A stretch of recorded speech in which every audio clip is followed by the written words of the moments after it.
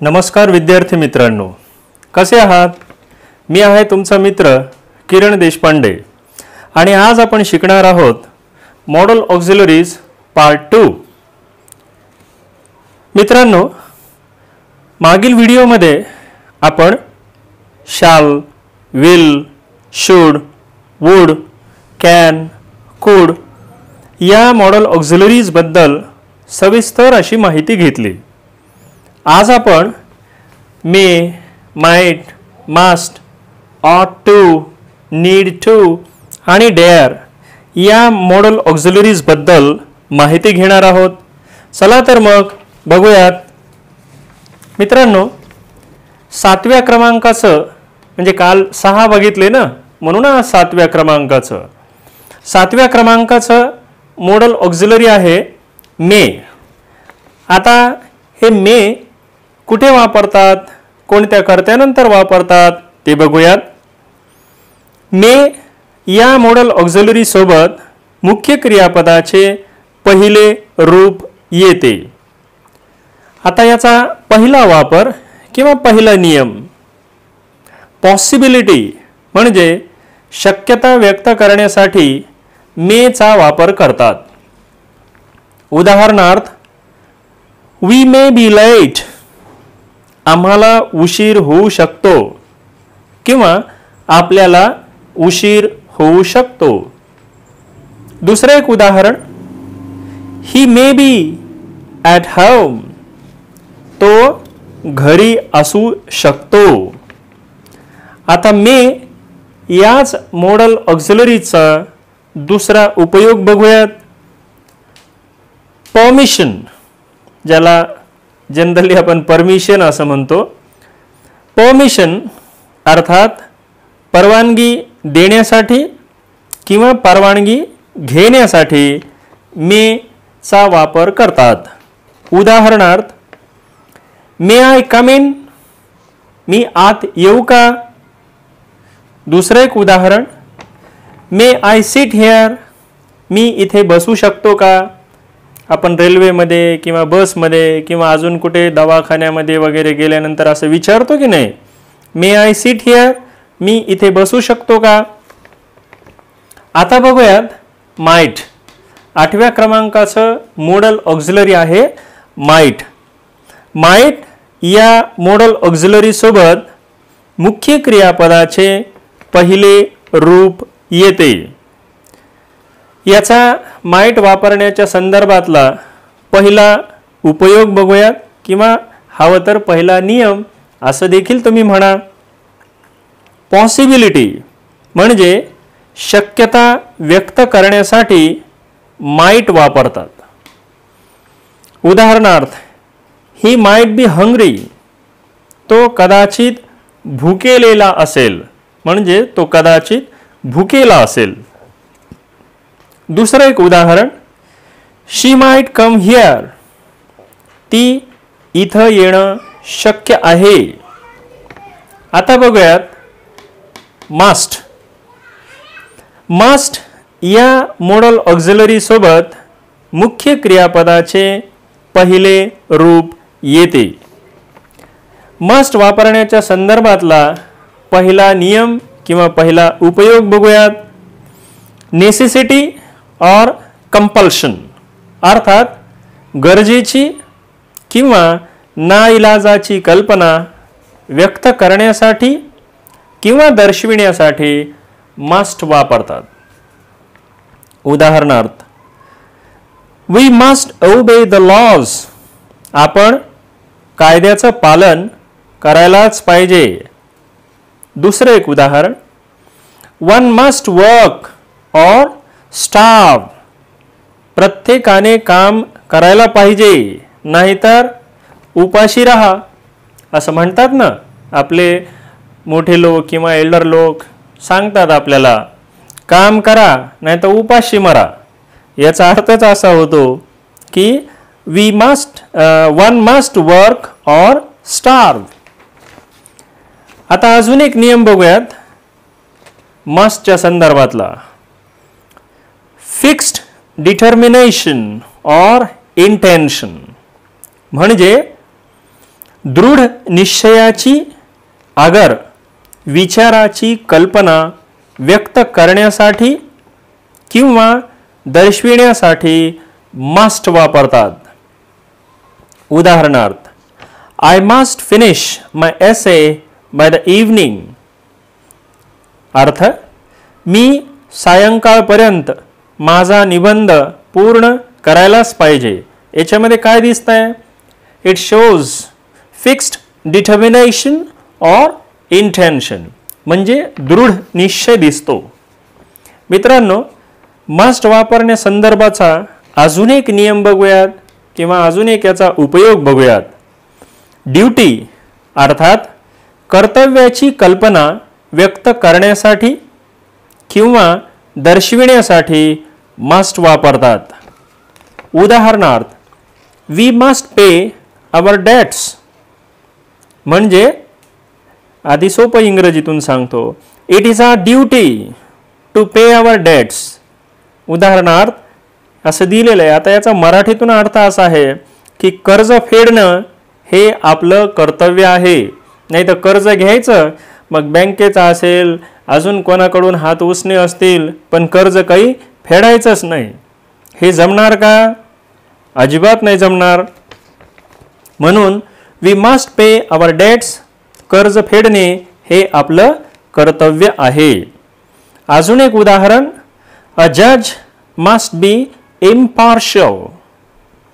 आता याचा सोपा अर्थ इंग्रजीमध्ये सांगतो आणि नंतर मराठीतून.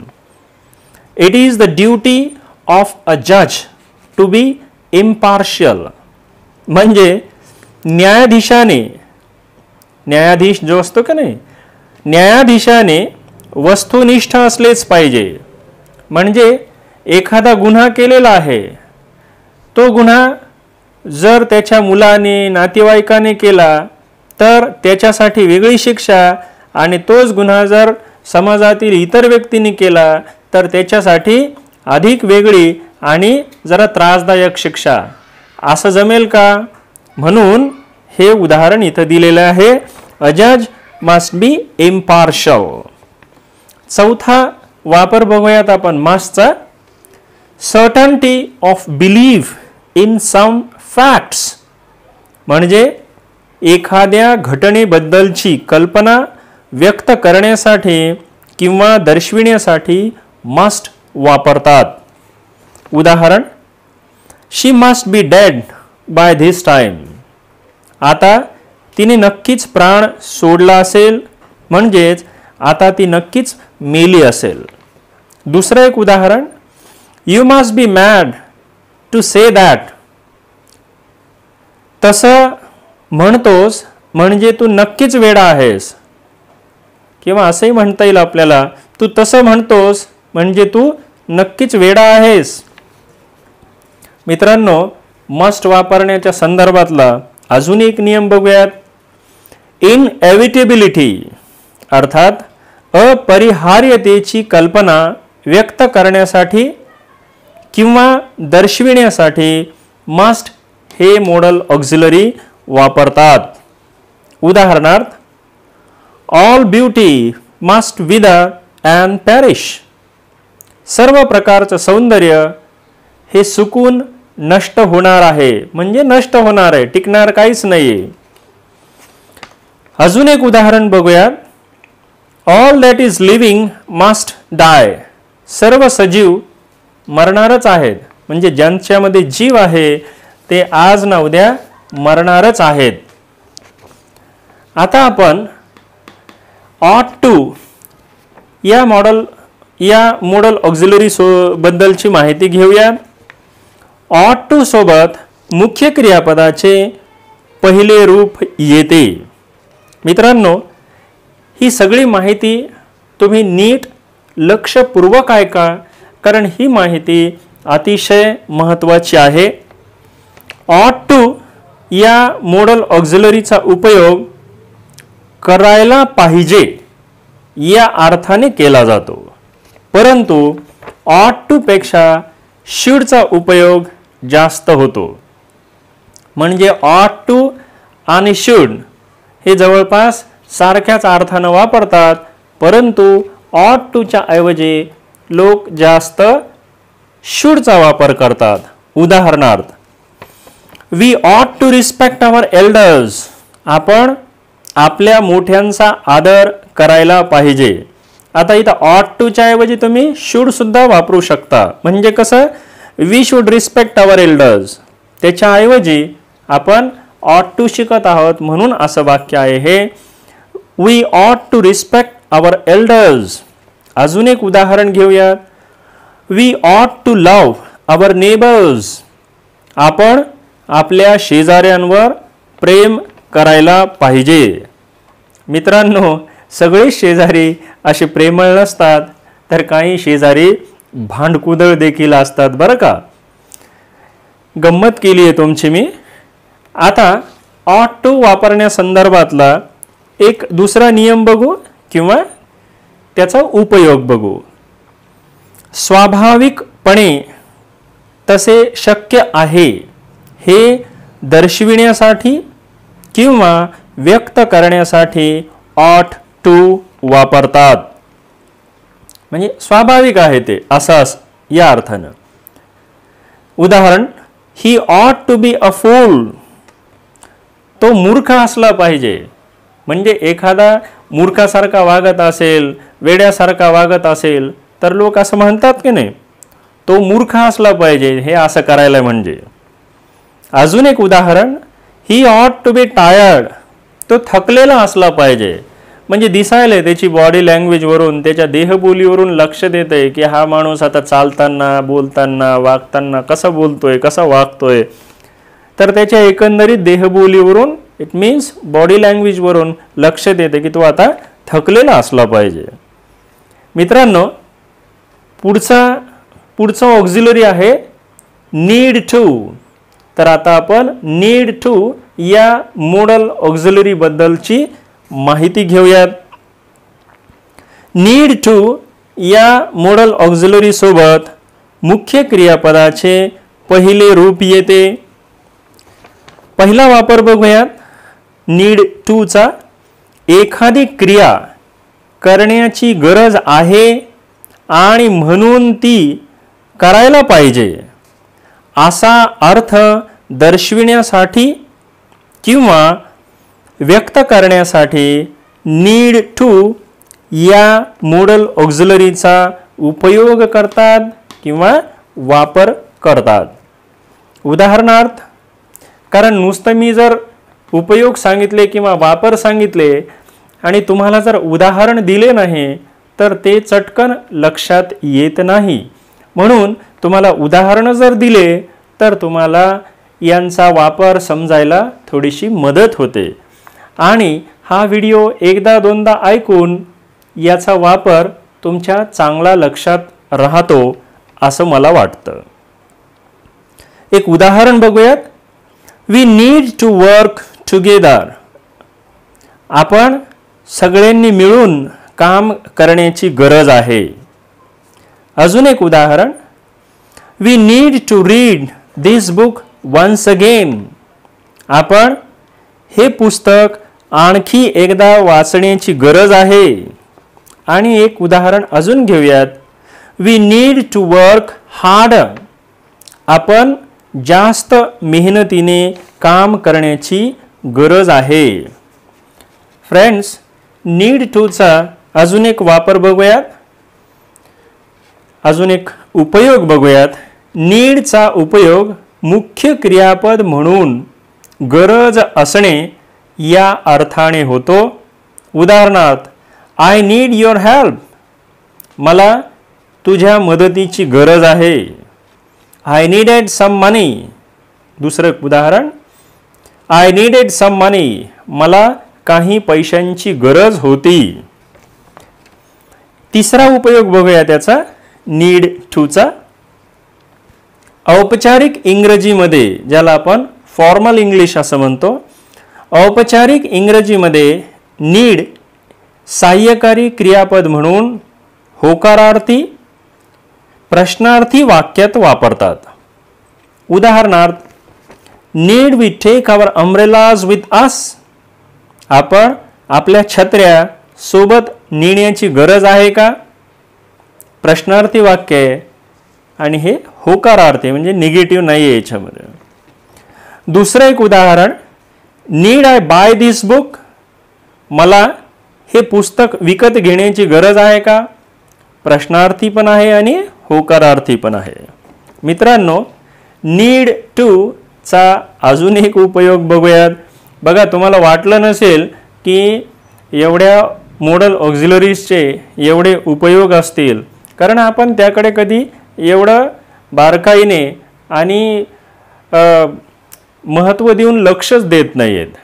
पण हे सगळं ऐकल्यानंतर तुमच्या निश्चित लक्षात येईल की मॉडल ऑक्झिलरीज म्हणजे पार्ट 1 मधले सुद्धा आणि पार्ट 2 मधले सुद्धा हे खूप महत्त्वाचे आहेत.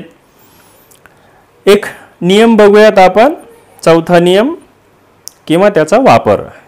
नीड नॉट याचा उपयोग एखादी क्रिया करण्याची गरज नाही असा अर्थ दर्शविण्यासाठी किंवा व्यक्त करण्यासाठी होतो.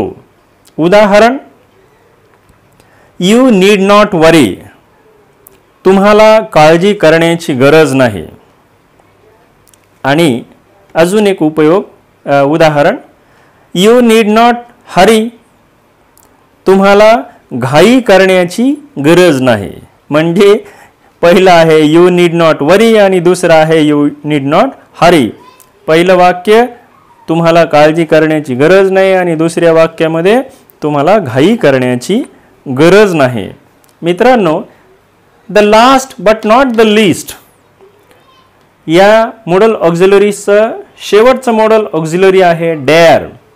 बघूयात याचा वापर कोठे कोठे होतो किंवा त्याचा उपयोग आपण कोठे करू शकतो.